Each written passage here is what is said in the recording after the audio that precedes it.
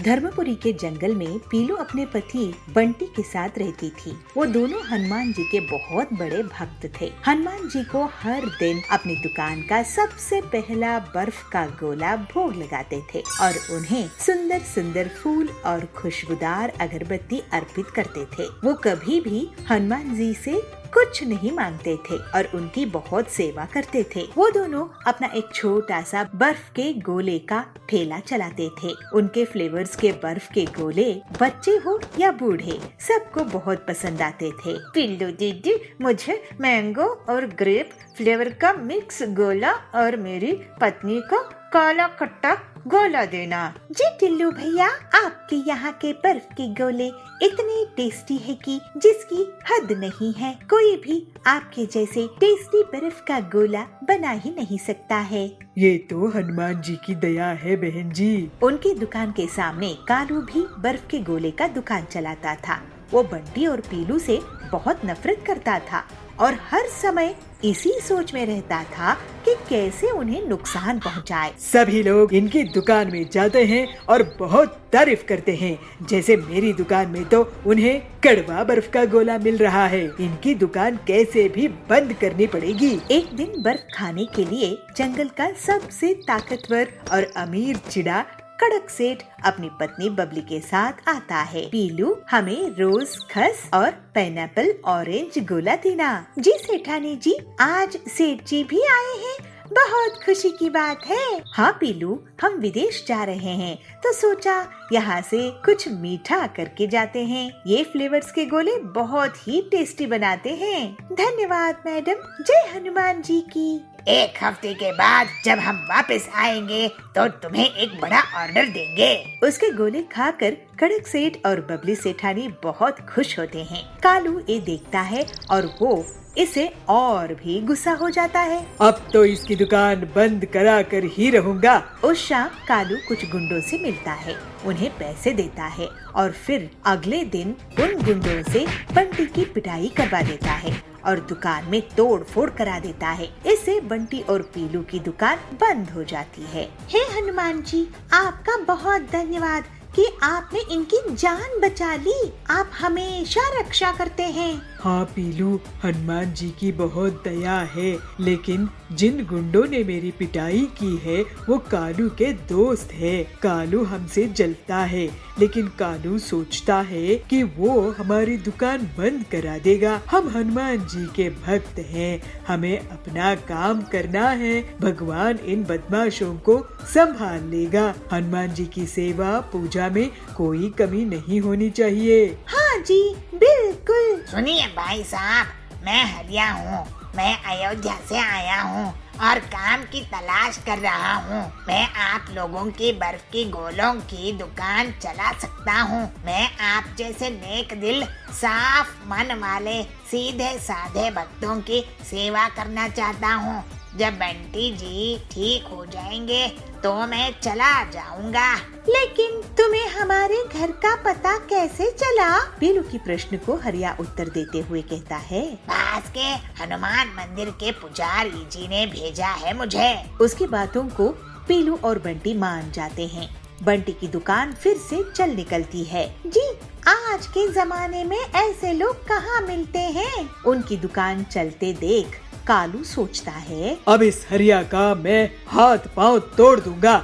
और कालू के बुलाने पर गुंडे फिर से आ जाते हैं। कालू, तुम जैसे बदमाशों से मैं नहीं डरता हूँ। तुम्हें बंटी जैसे सीधे साधे लोगों का बिगाड़ किया है। मैं तुम्हारी पिटाई कर दूंगा। तू क्या पिटाई करेगा हमें? हम तुझे बंटी के बगल वाले बेड में भेज देंगे। गुंडे हरिया की तरफ हथियार लेकर उसे मारने जाते हैं। हरिया बहुत ताकतवर निकलता है।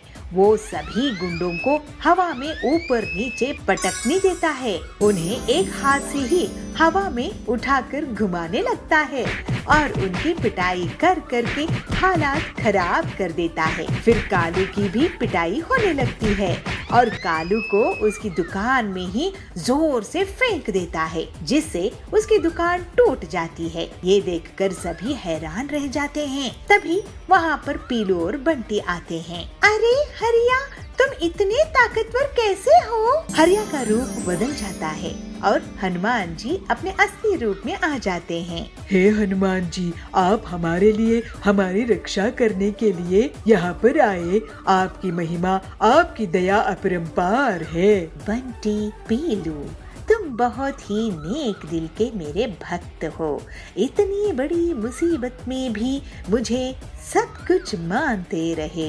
तुम्हारे कल्याण होगा। मैं हमेशा तुम्हारी रक्षा करता रहूंगा।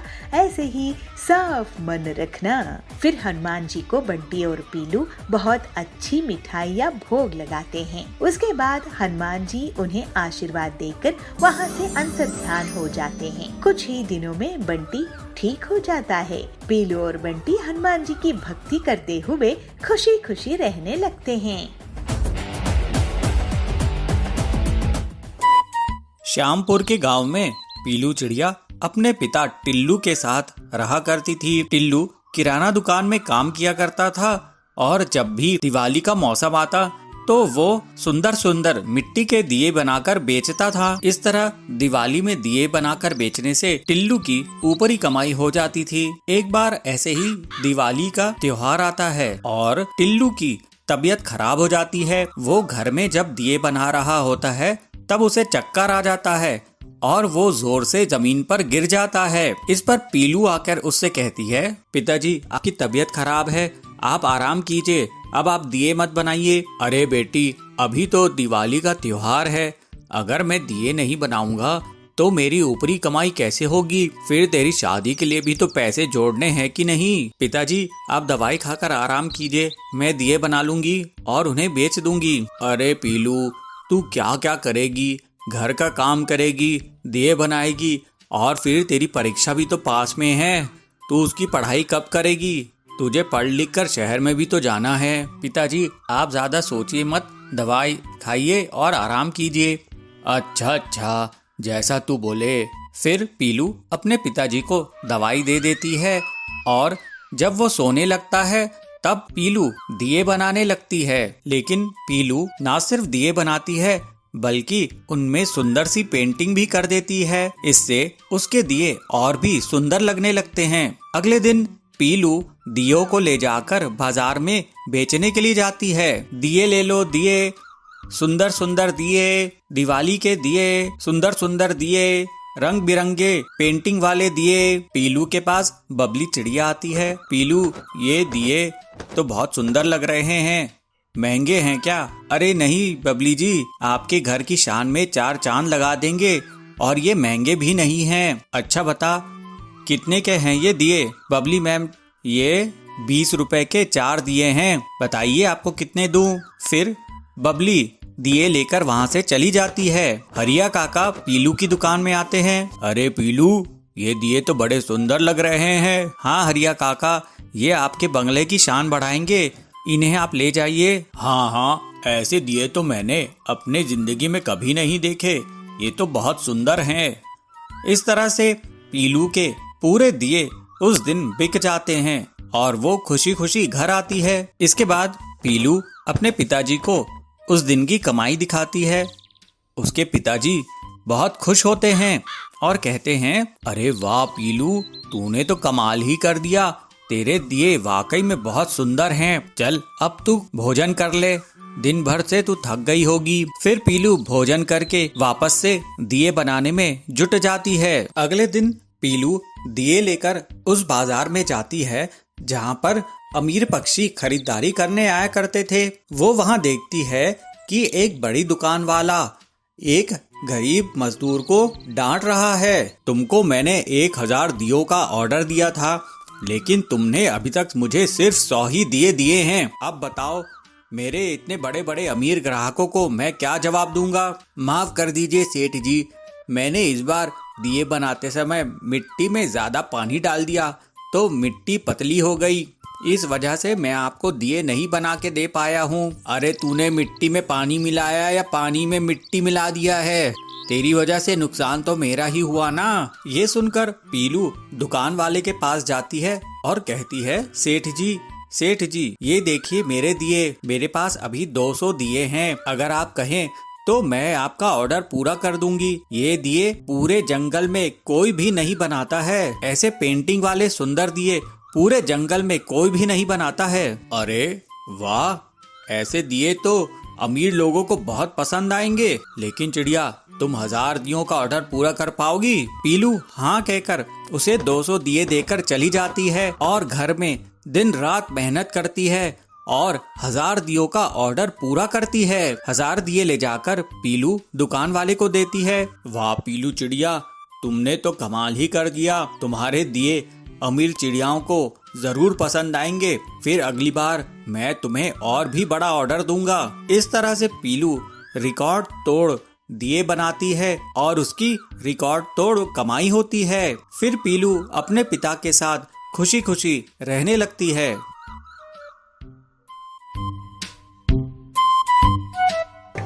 एक जंगल में पीलू चिड़िया अपने पिता टिल्लू और अपनी माँ बबली के साथ रहा करती थी। टिल्लू खेती करके अपने परिवार का भरण पोषण करता था। मुखिया रहा करता था जो पक्षियों की जमीन को जबरदस्ती हड़प लिया करता था और जो भी पक्षी उसका विरोध करते वो उसे मरवा देता था। एक दिन टिल्लू अपने खेत में काम कर रहा था, तभी मुखिया टिल्लू के खेत पर पहुंचता है। मुखिया के साथ उसके कुछ गुंडे भी रहते हैं। अरे टिल्लू, ये खेत तू मेरे नाम कर दे, उसके बदले में मैं तेरा पूरा कर्ज माफ कर दूंगा। टिल्लू कहता है, कैसा कर्ज मुखिया जी? मैंने तो आज तक आपसे कोई कर्ज लिया ही नहीं। इस पर मुखिया उसे धमकाते हुए कहता है, अच्छा तूने मुझसे कर्ज नहीं लिया? ये देख कागजात, इस कागजात में तूने मुझसे पूरे 2 लाख रुपए उधार लिए हैं और इसमें तेरा अंगूठे का निशान भी है और अब तो ब्याज मिलाकर ये पूरे 4 लाख रुपए हो गए हैं। टिल्लू ये सब देखकर बहुत डर जाता है। वो गिड़गिड़ाते हुए कहता है, मालिक आप ये सब मत कीजिए।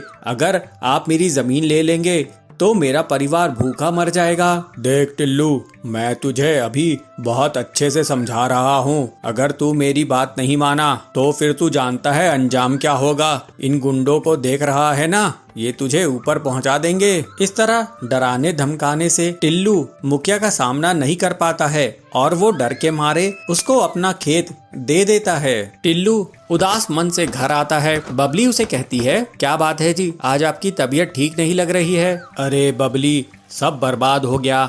आज मुखिया खेत पर आए थे, उन्होंने फर्जी कागजात बनाए कि मैंने उनसे कर्ज लिया था, जबकि मैंने उनसे कोई भी कर्ज नहीं लिया था। अब डरा धमकाकर उन्होंने मेरी जमीन हड़प ली है। पीलू अपने पिता से कहती है, पिताजी आप मेरे साथ मुखिया के घर चलिए, मैं उससे अपना खेत वापस लेके ही आऊंगी। फिर टिल्लू पीलू के साथ मुखिया के घर चला जाता है। पीलू गुस्से में मुखिया से कहती है, बदमाश मुखिया जी, आपकी हिम्मत कैसे हुई मेरे पिताजी से खेत हड़पने की? अब उसे तुरंत वापस कीजिए। मुखिया कहता है, अरे टिल्लू, तेरी बेटी तो बहुत सुंदर दिखती है, गुस्से में तो ये और भी अच्छी लगती है। एक काम कर, तू मेरी इससे शादी करा दे, फिर तुझे तेरा खेत वापस मिल जाएगा। टिल्लू अपनी बेटी से कहता है, देखा बेटी, ये कितना बदतमीज है, ये बदमाश है, इसके मुंह मत लग। चल, मैं किसी और के खेत में काम करके अपना घर संभाल लूंगा। इस तरह कुछ दिन बीत जाते हैं। फिर टिल्लू हरिया तोता के खेत में काम करने लगता है। एक दिन पीलू अपने पिता के लिए भोजन ले जा रही थी, तभी उसे किसी के करहाने की आवाज आती है। पीलू उस आवाज की तरफ जाती है तो झाड़ियों के बीच में उसे एक पक्षी दिखाई पड़ता है। वो बहुत घायल था और वो करहाते हुए पानी मांग रहा था। पीलू कहती है, ये लीजिए पानी पीजिए। पीलू चिड़िया तुरंत ही उस घायल पक्षी को पानी पिलाती है। फिर वो पक्षी पीलू से कहता है, बेटा तुम्हारा बहुत बहुत शुक्रिया। एक जंगली जानवर ने मुझ पर हमला कर दिया था, मैं बुरी कदर घायल हो गया था। यहीं पास में ही मेरा घर है, तू मुझे मेरे घर तक पहुंचा दे। फिर पीलू उस घायल पक्षी को उसके घर तक पहुंचा देती है। घर पहुंचने के बाद वो पक्षी पीलू को एक बड़ी सी पोटली लाकर देता है। बेटा तूने मेरी जान बचाई है, ये ले, इसमें तेरे लिए इनाम है। बेटी ये कोई साधारण इनाम नहीं है, ये तरबूज के जादुई बीज हैं इन्हें तू अपने आंगन में बिखेर देना, फिर देखना चमत्कार। फिर पीलू घर आकर उन चमत्कारी बीजों को अपने आंगन में बो देती है। टिल्लू उसे देखकर कहता है, अरे पीलू, ये तू क्या कर रही है? पीलू कहती है, पिताजी, ये तरबूज के जादुई बीज हैं। मैंने एक पक्षी की मदद की, मैंने उसे घर छोड़ा तो उसने मुझे ये तरबूज के जादुई बीज दिए, जिसे मैं अब अपने आंगन में बो रही हूँ। कुछ ही दिनों में पीलू के आंगन में तरबूज उग आते हैं। वे बहुत ही बड़े रहते हैं। बड़े बड़े तरबूजों को देखकर पूरा परिवार बहुत खुश होता है और उन्हें टिल्लू बाजार में बेचने लगता है। तरबूज बेचने से टिल्लू की बहुत अच्छी कमाई होती है। इसके बाद से टिल्लू और उसका परिवार खुशी खुशी रहने लगते हैं। बेलापुर जंगल में इंजीनियरिंग कॉलेज था। उसमें बहुत से स्टूडेंट्स पढ़ते थे। पीलू चिड़िया भी इसी में पढ़ती थी, लेकिन पीलू का मन इंजीनियरिंग में नहीं लगता था। उसको उसकी माँ ने जबरदस्ती इंजीनियरिंग पढ़ने भेज दिया था। कभी कभी तो वो क्लास में ही सो जाती थी। एक दिन पीलू कैंटीन में खाना खा रही थी। उस कैंटीन का मालिक हरिया वहाँ आता है। पीलू, तुमने पिछले 6 महीनों से उधार नहीं चुकाई हो। अब से तुम्हें उधार देना बंद, या तो पैसा या फिर कैंटीन में काम करके पैसा उतरवाओ। तो पीलू कहती है, मेरी मम्मी जो भी पैसे भेजती है हरिया काका, वो तो ऐसे ही खर्च हो जाते हैं। आपका उधार चुकाने का एक ही तरीका है कि मैं यहाँ काम करने लग जाऊँ। तो हरिया कहता है, अरे तुम आजकल के बच्चे भी ना, ठीक है, अब से कैंटीन में काम करना शुरू कर दो। पीलू कैंटीन में काम करना शुरू कर देती है और बर्तन साफ करती थी, डस्टिंग करती थी, इडली डोसा भी बनाती थी और तो और दूसरे स्टूडेंट्स को सर्विंग भी करती थी। पीलू को सर्व करता देखकर बाकी के स्टूडेंट्स बहुत मजाक उड़ाते थे। एक दिन सुंदरी कहती है, देखो देखो, पीलू को करने इंजीनियरिंग आई है लेकिन कैंटीन में नौकरी कर रही है। अरे क्या यही करने आई थी पीलू चिड़िया? तो पीलू कहती है, तुम्हें क्या सुंदरी, तुम पढ़ाई कर लो, मुझे तो क्लास में नींद आती है, तो कम से कम मैं यहाँ काम तो कर रही हूँ। इस तरह से जैसे तैसे पीलू इंजीनियरिंग पूरी कर लेती है और घर वापस पहुँच जाती है। उसकी माँ बबली उसको बोली, अरे पीलू, तू कॉलेज क्या 3rd ग्रेड से पास होने के लिए गई थी? इतना पैसा खर्च करके तुझे इंजीनियर बनाई, अब तुझे मैं अपने भाई की फैक्ट्री में नौकरी लगवा दूंगी। तो पीलू कहती है, नहीं माँ, तुम्हारी जबरदस्ती के कारण मैंने इंजीनियरिंग की है।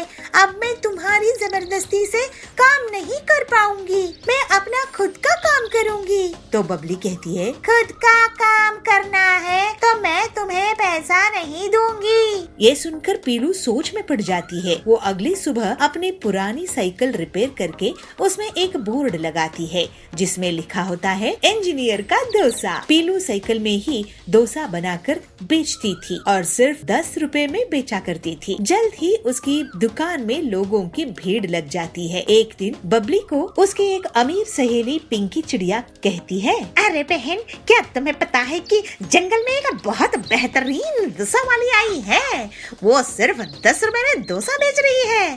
तो बबली कहती है, किसकी बात कर रही हो तुम? तो पिंकी चिड़िया कहती है, कोई है इंजीनियरिंग डोसा वाली। ये सुनकर बबली का सिर चकरा जाता है। ऐसे ही एक दिन पीलू के कॉलेज के स्टूडेंट्स और हरिया कैंटीन वाला उसकी दुकान में पहुंचते हैं और उसकी तारीफ करते हैं। पीलू, तुम तो वाकई में बहुत होनहार निकली, हम तो बस घिसी पिटी नौकरी कर रहे हैं और तुमने तो अपना कारोबार ही शुरू कर दिया है। मैं तुम्हारी हंसी उड़ाती थी, मुझे माफ कर दो। तो पीलू कहती है, अरे इसमें माफी की कोई बात नहीं है सुंदरी और हरिया अंकल, मेरे पास आपको देने के लिए पैसे नहीं रहते थे, लेकिन आपने मुझसे कभी बुरा व्यवहार नहीं किया, जिससे मैं आपसे सीखी हूँ और यहाँ पर सस्ता डोसा बेचने का ये एक बहुत बड़ा कारण है। अगर जबरदस्ती से कोई पढ़ाई करे तो वो किसी काम की नहीं होती है। ये सब बबली एक तरफ खड़ी सुन रही थी और उसे अपनी बेटी पर बहुत गर्व होता है। बेटी, मैं तुझे कितना गलत समझती थी, लेकिन तू बहुत ही समझदार निकली, मुझे तुझ पर गर्व है। इस तरह से पीलू साइकिल में ही डोसा बेचा करती थी और बहुत सफल हुई। पितापुर नाम के छोटे से गांव के जंगल में एक गरीब चिड़िया पीलू कपड़े डिजाइनिंग का काम करती थी। वो अपने ही घर से छोटा सा बुटीक चलाती थी, वहीं पे काम करती थी और वहीं पे रहती थी। पीलू जंगल में पहली कपड़ा डिजाइनर थी। ऐसे ही एक दिन हरी तोती पीलू के यहाँ पहुँचती है। पीलू, मुझे देखने के लिए लड़के वाले आने वाले हैं। अगर लड़के को मेरी ड्रेस पसंद आ गई और मेरी शादी पक्की हो गई तो मैं तुम्हें पैसे दूंगी, नहीं तो मैं तुम्हें पैसे नहीं दूंगी। लेकिन आप लड़के को पसंद आओगी कि नहीं, इसका मेरी ड्रेस से क्या लेना देना। बस मैंने कह दिया तो ये दिया, तुम मुझे ड्रेस दिखाओ। पीलू फिर दुखी मन से उसको ड्रेस दिखाती है और एक ड्रेस लेकर हरी तोती वहाँ से चली जाती है। ऐसे कैसे चलेगा, कोई मुझे पैसे ही नहीं देता है। यहाँ के लोग कब समझेंगे कि मैं एक बुटीक चलाती हूँ, फुटपाथ के कपड़े नहीं बेचती हूँ। हरी तोती को देखने के लिए लड़के वाले आते हैं। आपकी ड्रेस तो बहुत ही अच्छी है, लगता है किसी प्रीमियम बुटीक से ली है। आपको ये कलर भी बहुत सूट कर रहा है। लड़के की बात सुनकर हरी बहुत खुश होती है और उसका रिश्ता पक्का हो जाता है। उसके बाद वो पीलू के पास जाती है। पीलू जी, मेरी ड्रेस मेरे होने वाले पति को बहुत पसंद आई। तुम्हारा बहुत बहुत शुक्रिया, मैं इसकी पेमेंट करने के लिए आई हूँ।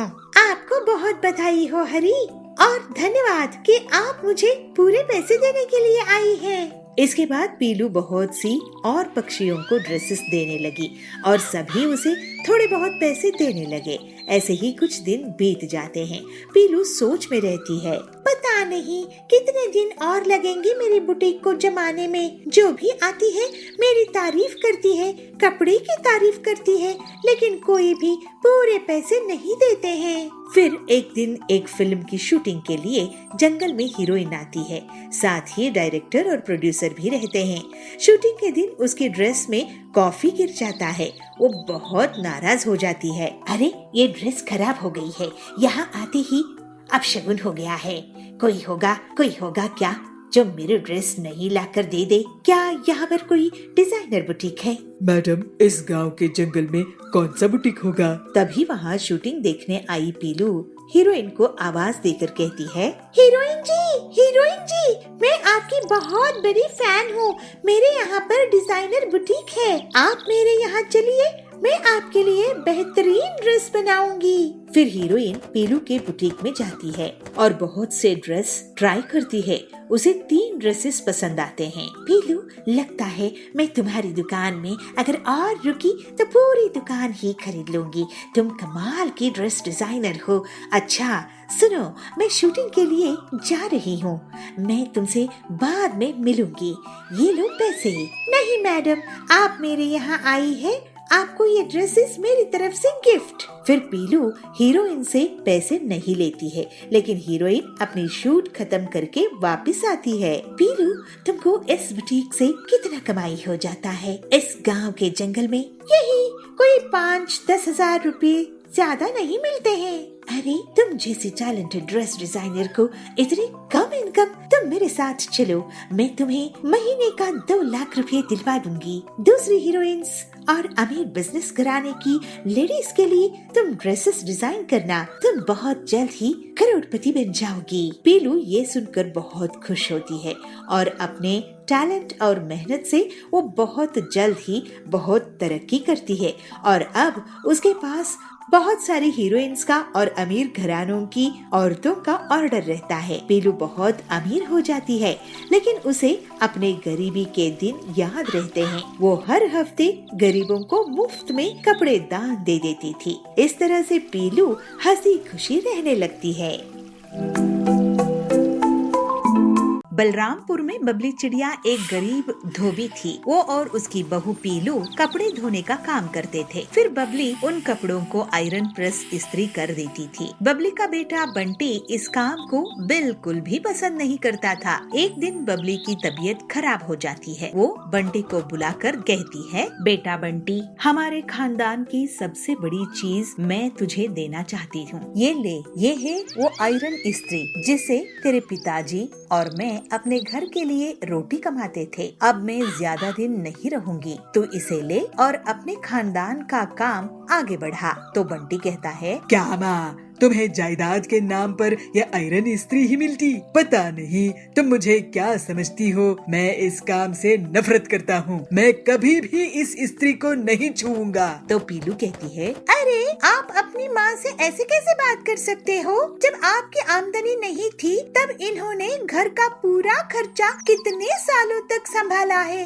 आप इनसे माफी मांगिए। तो बंटी कहता है, अरे अच्छा माँ, मुझे माफ कर दो। तो पीलू कहती है, नहीं, ऐसे नहीं, कसम खाओ। तो बंटी कहता है, ठीक है माँ, मैं कसम खाता हूँ कि इस आयरन इस्त्री को संभाल कर रखूंगा और इसी से पैसा कमाऊंगा। इसके बाद कुछ दिनों में ही बबली परलोक सिधार जाती है। पीलू बंटी से कहती है, ये लीजिए आयरन इस्त्री, अब इसे काम शुरू कीजिए। तो बंटी कहता है, नहीं, मैं किसी के कपड़े प्रेस नहीं करूँगा। तो पीलू पूछती है, तो फिर आप अपनी माँ की कसम क्या खोटी खाए थे और घर का खर्च कैसे चलाएंगे? आप क्या चाहते हैं कि हम सब भूखे ही मर जाएं? तो बंटी कहता है, अरे तुम क्या बकवास कर रही हो? पीलू बोलती है, हाँ, तो फिर इस इस्त्री का इस्तेमाल करो। बंटी कहता है, तुम यही चाहती हो ना कि मैं इस आयरन इस्त्री का उपयोग करूं? तो मुझे 2-3 दिन दो,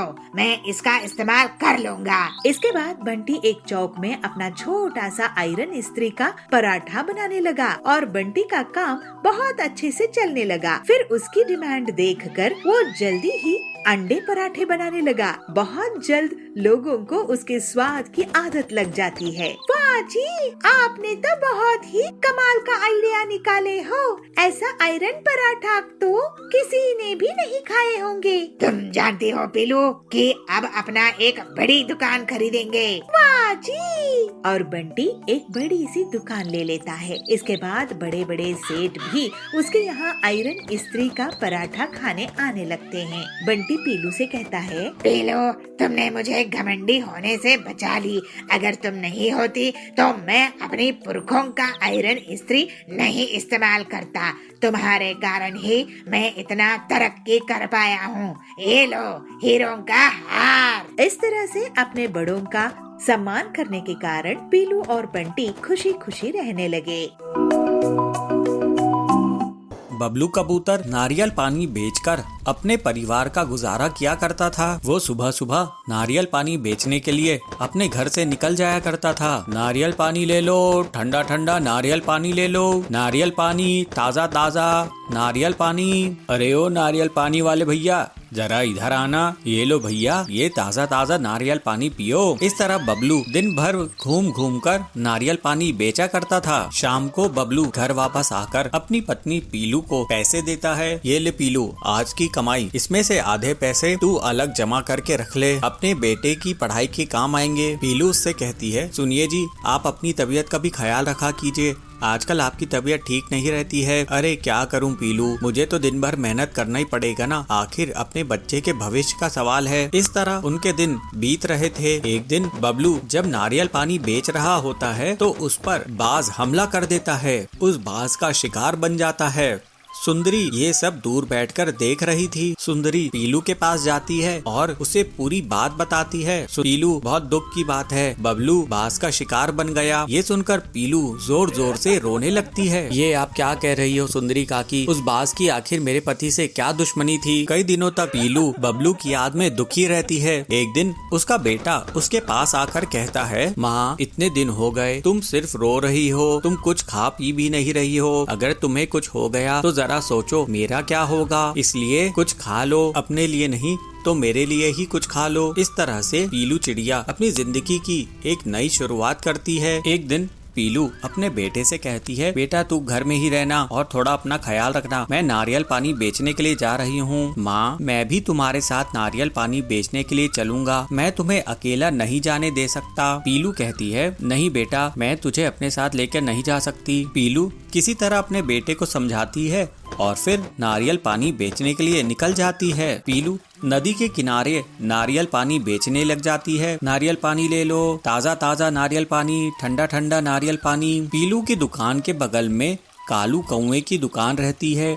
वो वहाँ पर कोल्ड ड्रिंक्स बेचा करता था। कालू उससे कहता है, अरे पीलू, तू यहाँ पर क्या नारियल पानी बेच रही है? यहाँ पर मेरी कोल्ड ड्रिंक्स की दुकान है। आजकल जंगल के पक्षी कोल्ड ड्रिंक्स पीते हैं, तू कहीं और जाके अपनी दुकान लगा। पीलू कहती है, ठीक है कालू भैया, मैं कहीं और जाकर अपने नारियल पानी की दुकान लगाती हूँ। कालू सही कह रहा था। पीलू दिन भर बैठी रहती थी, लेकिन उसका नारियल पानी नहीं बिकता था। इस तरह कई दिन बीत जाते हैं। ज्यादा कोल्ड ड्रिंक पीने के कारण सभी पक्षियों की तबीयत बिगड़ने लगती है। जंगल का डॉक्टर उन्हें कहता है, अरे जी, आप लोग जो कोल्ड ड्रिंक पी रहे हैं उसी की वजह से आप लोगों की तबीयत इतनी खराब होती जा रही है।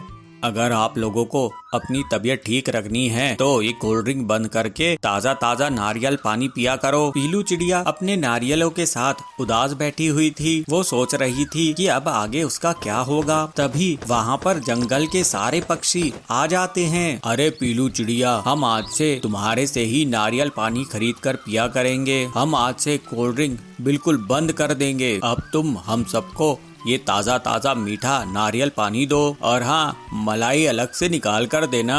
पीलू कहती है, जी बिल्कुल, मैं आप लोगों को ये स्वादिष्ट नारियल पानी दूंगी। इससे आप सबका स्वास्थ्य भी अच्छा रहेगा। इस तरह से पीलू और मेहनत करके ज्यादा से ज्यादा नारियल पानी बेचने लगती है और उससे उसकी बहुत बढ़िया कमाई हो जाती है। अब वो अपनी बेटी को अच्छा जीवन देती है। इस तरह पीलू अब खुशी खुशी रहने लगती है।